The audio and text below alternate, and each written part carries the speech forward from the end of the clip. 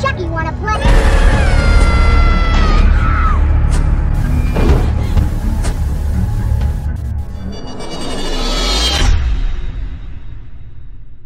Salut à tous, j'espère que vous allez bien. Donc aujourd'hui je suis avec Karen, voilà. Salut tout le monde.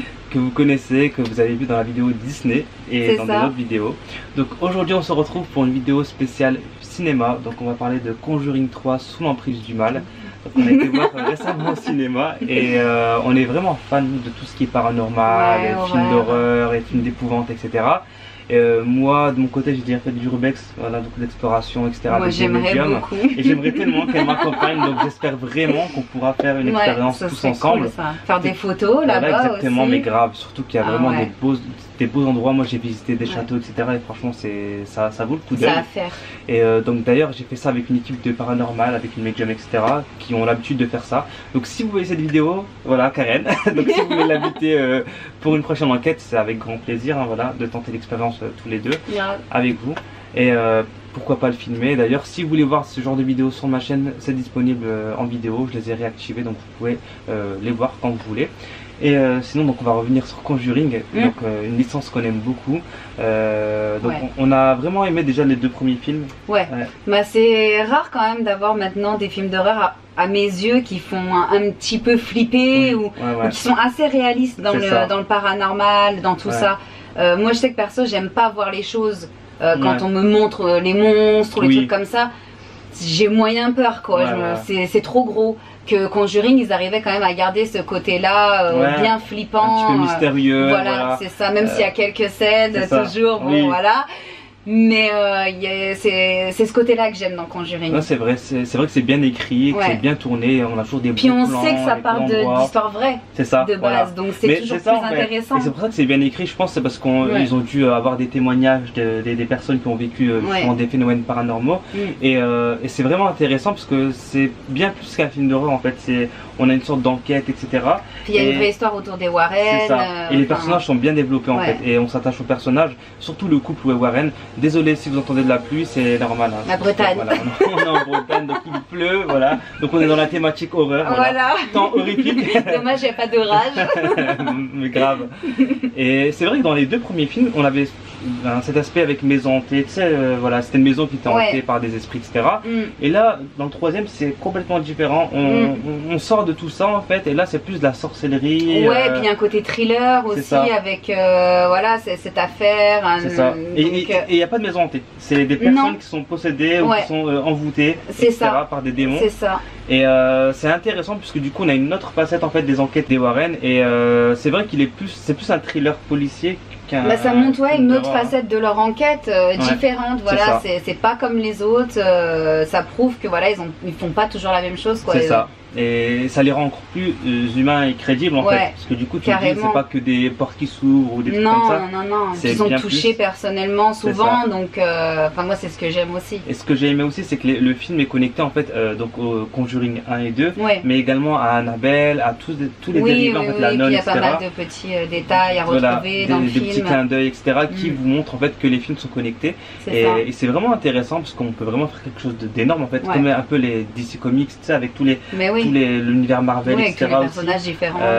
Tu peux vraiment faire plein de choses en fait avec l'horreur, et ça c'est nouveau. Autant tu vois, j'ai pas spécialement été fan de justement de tout ce qu'ils avaient fait à côté, Annabelle, la nonne, mais les Conjuring ça reste la base en fait. Oui c'est vrai, les Conjuring en fait c'est vraiment la base, la ligne, la première ligne, et ensuite on a des petits parasites qui viennent. C'est ça. Mais moi Annabelle, le premier j'ai pas aimé. Moi non plus. Mais le deuxième j'ai vraiment aimé. Et il est plutôt pas mal le deuxième. Le troisième, même un petit peu flippant. Oui voilà, le deuxième franchement ils ont mis le paquet, je pense qu'on n'a pas compris ce qui s'est passé, mais et le troisième, je sais même pas si je l'ai. Moi je l'ai vu, c'était avec, il y avait Ed et Lorraine Warren, encore une fois, mais c'était avec leur fille. Ah si, je l'ai vu, exact. Babysitter. Oui. Franchement ça va, il était cool. Si ça va, il était sympa. Mais c'est vrai que c'est pas le mieux. Le mieux c'est vraiment Conjuring. Si vous voulez avoir peur, n'hésitez pas à regarder les Conjuring, surtout le premier. Cool. Moi le premier j'ai adoré. Franchement c'était vraiment l'un des. Mais je pense que c'est mon préféré aussi, le premier. Même si le 2 est vraiment très bien aussi. Hein, l'histoire est super sympa aussi dans le 2. C'est ça. Mais le 3 est vraiment différent, je le mettrai à part en fait des deux premiers, parce que on dirait vraiment un autre film. En fait c'est vraiment un autre délire quoi. La scène d'ouverture, fidèle au Conjuring, là ça fait vraiment flipper avec le petit gamin là qui est possédé. D'ailleurs, si vous n'avez pas vu le film, coupez la vidéo parce qu'on va un petit peu spoiler aussi. C'est possible. Ouais, c'est possible, donc voilà, on ne veut pas être tenu responsable. Ouais. Mais c'est vrai que. De toute façon, il est en streaming. Hein. Oui, donc voilà. Donc si vous voulez le voir, n'hésitez pas. Nous, on l'a vu au cinéma, voilà. mais. Nous, on a fait le choix de le voir au cinéma sur grand écran. Mais si vous voulez le voir en streaming, faites ce que vous voulez. Hein. Mais en tout cas, ouais, il fait vraiment flipper au début. Je trouve que la scène d'ouverture, ça envoie du paquet avec le petit garçon possédé. Ouais. Là, on est vraiment dans l'esprit des 2 premiers films.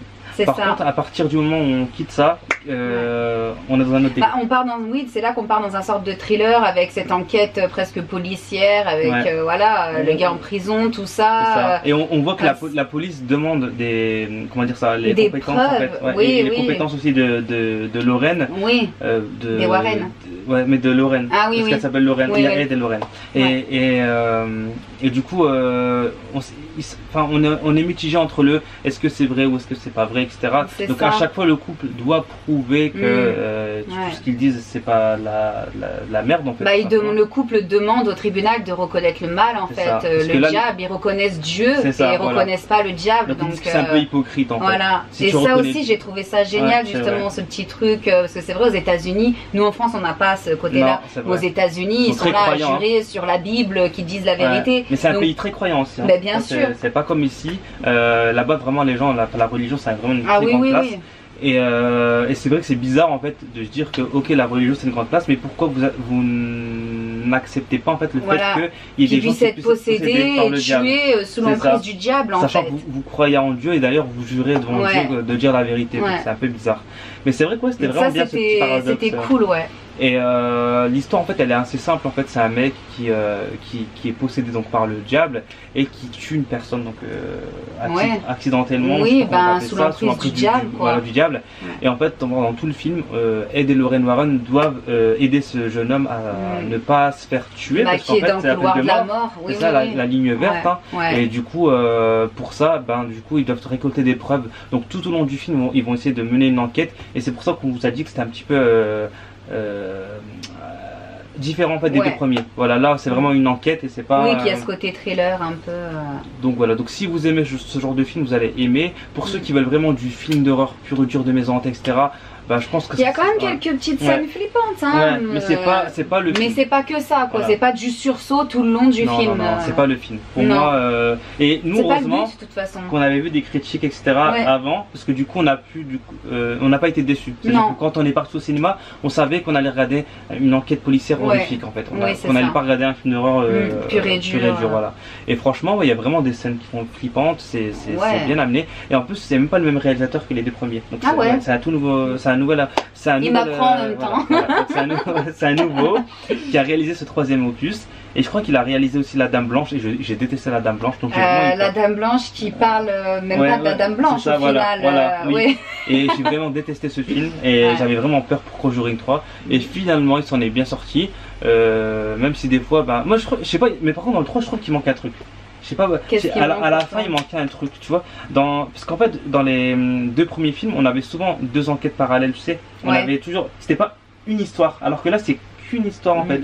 Et je sais pas, je trouvais qu'il manquait un truc. Et même à la fin, je trouvais que l'histoire elle était résolue d'un claquement de doigts en fait, tu vois. En fait, tu te dis, tout ça pour en fait finalement. Trop facilement en fait. Je sais pas si t'as eu ça de ressenti, mais. Pas forcément, mais c'est vrai que t'as raison. C'est vrai qu'il y a ce côté-là où il manque quelque chose. Ouais, je sais pas, il manque un petit truc, et pour te dire, voilà, le film il est complet.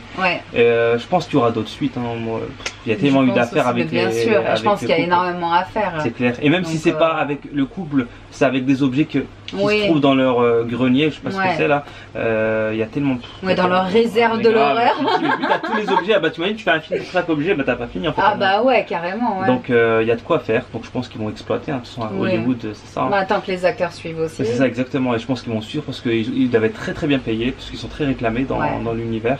Et non, franchement, j'ai pas été déçu, toi non plus. Les gens qui étaient au cinéma non plus, je pense qu'il y a une bonne ambiance. Non, on n'a pas entendu râler. Non, grave, non. Puis il n'y a pas de joke, parce que c'était la merde, etc.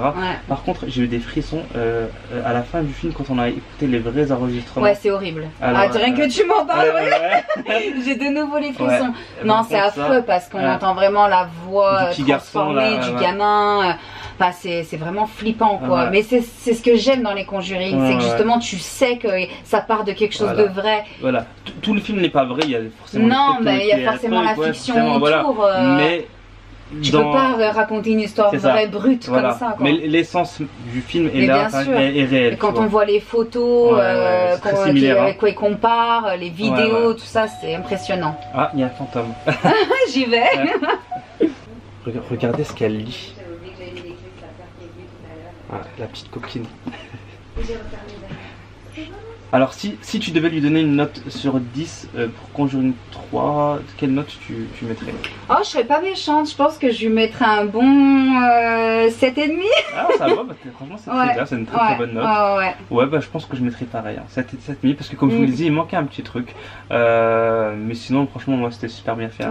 Oui, comparé au 1 où j'aurais donné facile 8,5. Je dirais pas 9 non plus, mais un bon 8,5, là bon j'enlève 20 points, c'est pas non plus énorme. Non, c'est pas énorme. Mais non, franchement, ça reste un très bon film. Et si demain on me dit qu'il y a un Conjuring 4, j'irai le voir. Ah oui, là, oui. Parce que je fais confiance. Voilà. Ben voilà, j'espère que notre petite critique, analyse vidéo vous a plu avec Karen. Donc, si c'est le cas, n'hésitez pas à lâcher des likes, à vous abonner à la chaîne. Et puis à très vite pour une prochaine vidéo. Bye bye. Salut.